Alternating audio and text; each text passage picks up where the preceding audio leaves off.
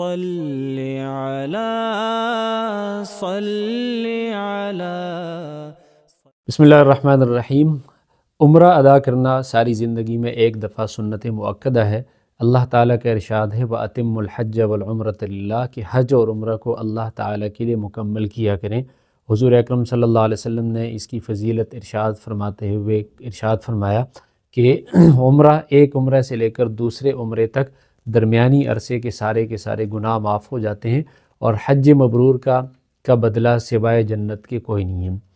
عمرہ ادا کرنے کا مختصر طریقہ یہ ہے کہ جب آدمی عمرے کی ادائیگی کے لیے گھر سے نکلے تو گھر سے نکلنے کے جو آداب اور سنتیں ہیں اس کے مطابق آدمی گھر سے نکلے اور اپنے ساتھ ضروریات کا سامان لیتے ہوئے جائے، اور اپنے ساتھ احرام کی 2 چادریں جو سفید ہونا سنت کے مطابق ہے وہ اپنے ساتھ لیتے ہوئے جائے۔ اس کے بعد پھر احرام باندھنے کا طریقہ یہ ہے کہ احرام سے پہلے آدمی غسل کر لے۔ سنت طریقہ یہ ہے کہ غسل کر لے، ورنہ صرف وضو پر بھی اکتفا کیا جا سکتا ہے۔ اس کے بعد جسم کے غیر ضروری بال کاٹ لے، ناخن کاٹ لے، اور مکمل صفائی کا اہتمام کرنے کے بعد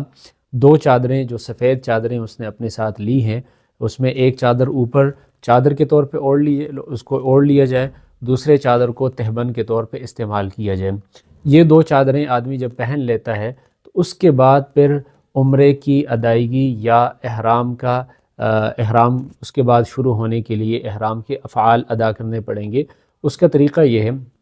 کہ آدمی انہی چادروں میں جو چادریں اس نے پہنی ہیں اس میں 2 رکعت نفل پڑھ لے، اور 2 رکعت نفل پڑھ لینے کے بعد عمرے کی نیت کر لے، جس کو اگر عربی میں اسے یاد ہو اللہم انی ارید العمرۃ فیسرھا لی وتقبلھا منی، اپنی زبان میں بھی اس کو پڑھا جا سکتا ہے کہ اللہ میں عمرے کا ارادہ کرتا ہوں، اس کو میری طرف سے قبول فرما اور اس کو میرے لیے آسان فرما۔ اس کے بعد تلبیہ پڑھ لے لبیک اللہم لبیک لبیک لا شریک لک لبیک ان الحمد والنعمت لک والملک لا شریک لک۔ جیسے ہی وہ یہ تلبیہ پڑھ لیتا ہے اس کے بعد احرام کی تمام پابندیاں شروع ہو جاتی ہیں، اس لیے وہ اس کے بعد خوشبو استعمال نہیں کر سکتا، اپنے سر کو نہیں چھپا سکتا، چہرے کو نہیں چھپا سکتا، پاؤں میں جو ابری ہوئی ہڈی ہے اس کو نہیں چھپا سکتا، سلا ہوا کپڑا نہیں پہن سکتا، اور اس طریقے سے وہ بیت اللہ کی طرف عمرے کی ادائیگی کے لیے جائے گا۔ طواف چاہے حج کا طواف ہو چاہے عمرے کا طواف ہو، ہر وہ طواف جس کے بعد سعی بھی ہے اس میں 2 عمل کرنا سنت ہے۔ ایک عمل جس کو اضطباع کہا جاتا ہے، اضطباع کا مطلب یہ ہے کہ احرام کے چادر کو اس طرح سے پہننا کہ وہ دائیں کندھے کے نیچے آ جائے اور بائیں کندھے پہ آپ ڈالیں اور آپ کا دایاں کندھا کھلا ہوا ہو، تو یہ اضطباع کا عمل سنت ہے، اور یہ طواف کے 7 چکروں میں ہے، اور طواف کے دوران آپ کا دایاں کندھا کھلا رکھنا یہ سنت ہے۔ پھر اس کے بعد جب نماز پڑھیں گے تو نماز کے دوران اس کندھے کو چھپائیں گے۔ اسی طریقے سے اگر طواف کے دوران جماعت کا وقت ہو جائے تو کندھے کو دوبارہ چھپا لینا چاہیے۔ اس کے علاوہ ایک اور جو مسنون عمل ہے اس کو رمل کہا جاتا ہے، اور رمل جو ہے ابتدائی 3 چکروں میں ہے۔ جو طواف کے ابتدائی 3 چکر ہیں اس میں پاؤں کو قریب رکھیں گے اور تھوڑا سا اکڑتے ہوئے اور پہلوانی دکھاتے ہوئے چلیں گے، اور قدم قریب رکھیں گے۔ اگر بہت زیادہ رش ہے جس کی وجہ سے تیز چلنا مشکل ہے تو آہستہ چلتے ہوئے قدموں کو قریب رکھیں گے اور پہلوانی دکھاتے ہوئے چلیں گے۔ اس کو رمل کہا جاتا ہے، اور یہ صرف طواف کے ابتدائی 3 چکروں میں ہے، اور یہ صرف اس طواف کے بعد ہے جس کے بعد سعی ہو۔ اس لیے جو نفلی طواف عام طور پہ ادا کیے جاتے ہیں اس میں نہ تو اضطباع سنت ہے اور نہ رمل سنت ہے، صرف عمرے کے اور حج کے ان طوافوں میں جس کے بعد سعی ہے اس میں رمل اور اضطباع کرنا بھی سنت ہے۔ بیت اللہ جاتے ہوئے ایک جگہ آتی ہے جس کو میقات کہا جاتا ہے، جس کے بارے میں اعلان بھی کیا جاتا ہے کہ اب ہم میقات سے گزرنے والے ہیں۔ اس سے پہلے احرام باندھنا ضروری ہے، اور احرام باندھے بغیر وہاں سے آگے جانا جائز نہیں ہے۔ اس کا مناسب طریقہ یہ ہے کہ آدمی گھر سے ہی احرام باندھ لے، یا ایئرپورٹ پہ جا کے جہاز میں جیسی ہی بیٹھ جائے اس کے بعد وہ تلبیہ پڑھ لے اور نیت کر لے، تاکہ ایسا نہ ہو کہ وہ غلطی سے بغیر احرام باندھے میقات سے آگے گزر نہ جائے۔ پھر اس احرام کے ساتھ ہی جب وہ جائے اور مکہ مکرمہ پہنچ جائے، اس کے بعد اگر اسے آرام کی ضرورت ہے تو آرام کر لے، آرام کی ضرورت اگر نہیں ہے تو سیدھا مسجد حرام میں پہنچ کر طواف شروع کرے گا، اور اس درمیانی عرصے میں جاتے ہوئے مستقل ہمیں اٹھتے بیٹھتے جاتے اترتے ہوئے چڑھتے ہوئے وہ تلبیہ کا اہتمام کرے گا اور زور سے پڑھے گا۔ خواتین تلبیہ آرام سے پڑھیں گی، اور خواتین کے لیے احرام کا کوئی خاص لباس نہیں ہے، صرف ان پر یہ پابندی ہے کہ وہ چہرہ کھلا رکھیں گی اور اس کے ساتھ ساتھ پردے کا بھی اہتمام کریں گی، اور تلبیہ آہستہ آواز کے ساتھ پڑھیں گی۔ مسجد حرام میں پہنچ کر تحیۃ المسجد نہیں ہے، اس لیے کہ مسجد حرام کا تحیہ طواف ہی ہے، اور یہاں پہ طواف کا طریقہ یہ ہے کہ بیت اللہ شریف کے 4 کونے ہیں، جس کونے میں حجر اسود ہے تو وہاں پر آدمی پہنچ جائے اور حجر اسود کے پاس پہنچ کر تلبیہ پڑھنا بند کر دے۔ وہاں سے جو تلبیہ شروع ہوا تھا یہاں پہ تلبیہ بند ہو جائے گا۔ تلبیہ بند کرنے کے بعد وہ اس طریقے سے حجر اسود کی طرف رخ کرے کہ وہ حجر اسود سے تھوڑا سا آگے کھڑا ہو، اور یہاں پہ طواف کی نیت کر لے، بے شک اپنی زبان میں کہہ دے کہ اللہ میں طواف کی نیت کرتا ہوں، اس کو میرے لیے آسان فرما اور میری طرف سے قبول فرما۔ پھر آہستہ سے تھوڑا سا آگے جا کے بالکل حجر اسود کی سیدھ میں آ جائے، اور جیسے ہم نماز میں ہاتھوں کو اوپر کرتے ہیں اسی طرح سے دونوں ہاتھوں کو اوپر کرتے ہوئے بسم اللہ اللہ اکبر کہہ دیا جائے۔ بسم اللہ اللہ اکبر کہنے کے بعد پھر حجر اسود کا استلام ہے۔ استلام تو عموماً دور سے کیا جاتا ہے، تو دور سے دونوں ہاتھ حجر اسود کی جانب کر کے اس کو چوم لیا جائے، اور اس طریقے سے طواف شروع کر لیا جائے کہ بیت اللہ اس کے بائیں طرف ہو، اور ایک چکر کاٹے گا اور واپس جیسے ہی حجر اسود پر پہنچے گا پھر دوبارہ سے دور سے دونوں ہاتھوں سے اشارہ کرے گا، بسم اللہ اللہ اکبر کہہ کر دونوں ہاتھوں کو چومے گا، اور یہ ایک چکر ہو گیا۔ ہر چکر کے اختتام میں وہ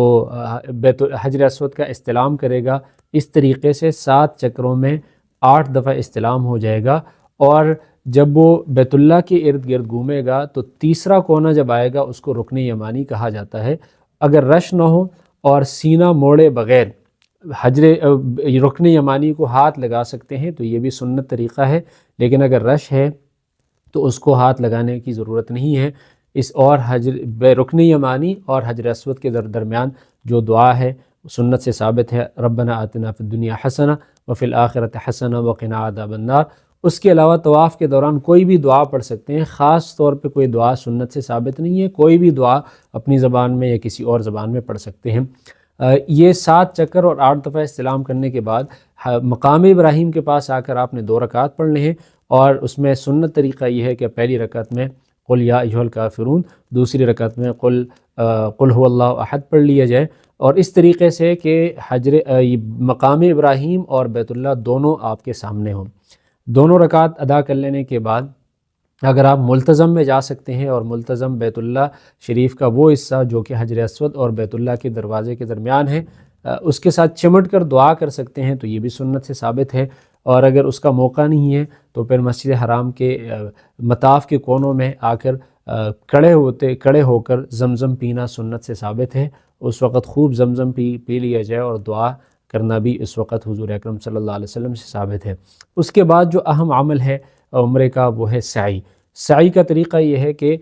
زمزم پینے کے بعد ایک دفعہ اور بھی استلام اگر کر سکیں، حجر اسود کے پاس آ کے اسی طریقے سے دور سے استلام کر کے بسم اللہ اللہ اکبر کہہ کر ہاتھ چومتے ہوئے وہاں سے آ کے آپ نے صفا آنا ہے۔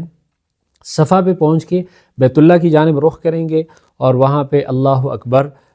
کہیں گے، درود شریف پڑھیں گے، اس کے علاوہ لا الہ الا اللہ جو بھی مسنون دعائیں پڑھ سکتے ہیں، لا الہ الا اللہ وحدہ لا شریک لہ لہ الملک ولہ الحمد وہو علی کل شیء قدیر، لا الہ الا اللہ وحدہ نصر عبدہ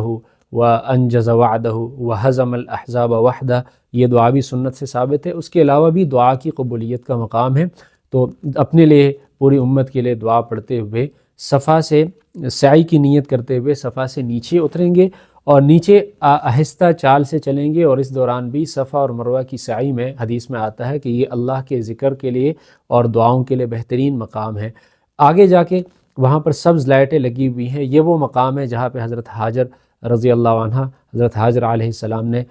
دوڑنے کا مظاہرہ کیا تھا، اور اللہ تعالی نے اس کو عام مسلمانوں کے لیے ایک یادگاری سنت بنایا۔ تو جہاں سے سبز لائٹیں شروع ہوں تو مردوں کے لیے یہ سنت یہ ہے کہ وہ تیز رفتاری کے ساتھ چلیں گے، اور جہاں پہ سبز لائٹیں ختم ہوں تو وہاں پہ تیز چلنے کو روک لیں گے۔ خواتین کے لیے تیزی کے ساتھ جانا سنت نہیں ہے، خواتین عام رفتار سے چلیں گی۔ اس طریقے سے آپ مروہ پہنچیں گے، مروہ پہنچ کے دوبارہ پھر اللہ اکبر لا الہ الا اللہ اور دعائیں پڑھ کے خود اپنی زبان میں دعائیں مانگ سکتے ہیں، اور اس طریقے سے آپ کا ایک چکر ہو گیا۔ پھر مروہ سے دوبارہ آغاز کریں گے اور صفا پہ پہنچیں گے، صفا سے پھر مروہ، پھر مروہ سے صفا، اس طریقے سے 7 چکر آپ کے مروہ پہ پورے ہو جائیں گے۔ اور مروہ پہ جب چکر پورے ہو جائیں تو اس کے بعد بھی اگر 2 رکعت پڑھنے کا موقع ہے تو یہ بھی مستحب ہے، اور اگر موقع نہیں ہے تو یہ ضروری نہیں ہے۔ طواف کے بعد 2 رکعت واجب ہیں، یہ 2 رکعت مستحب ہے۔ اس کے ساتھ عمرے کے بنیادی افعال مکمل ہو جاتے ہیں۔ اب آخری جو فعل ہے وہ ہے کہ آپ سر کے بال یا تو منڈوائیں گے یا قینچی سے کاٹیں گے، اس طریقے سے کہ آپ کے سر کے بال ایک پورے سے زیادہ کٹ جائیں، اور سر کے بال منڈوانے کے ساتھ یا قینچی سے کاٹنے کے ساتھ ہی آپ کے عمرے کے افعال مکمل ہو جائیں گے۔ اور یہ اس میں افضل یہ ہے کہ آدمی سر کے بال منڈوا دیں۔ حضور اکرم صلی اللہ علیہ وسلم نے منڈوانے والوں کے لیے 3 دفعہ دعائے مغفرت کی ہے، تو اس کے ساتھ ہی عمرے کے سارے افعال مکمل ہو جائیں گے اور احرام کی پابندی سے آپ نکل جائیں گے۔ اس کے بعد آپ ساری کی ساری پابندیاں، جو چیزیں آپ کے لیے جائز نہیں تھیں، سلے ہوئے کپڑے پہننا، خوشبو استعمال کرنا، یہ سارے کے سارے کام جائز ہو جاتے ہیں، اور اس کے ساتھ ہی عمرے کے سارے افعال مکمل ہو جاتے ہیں۔ صلی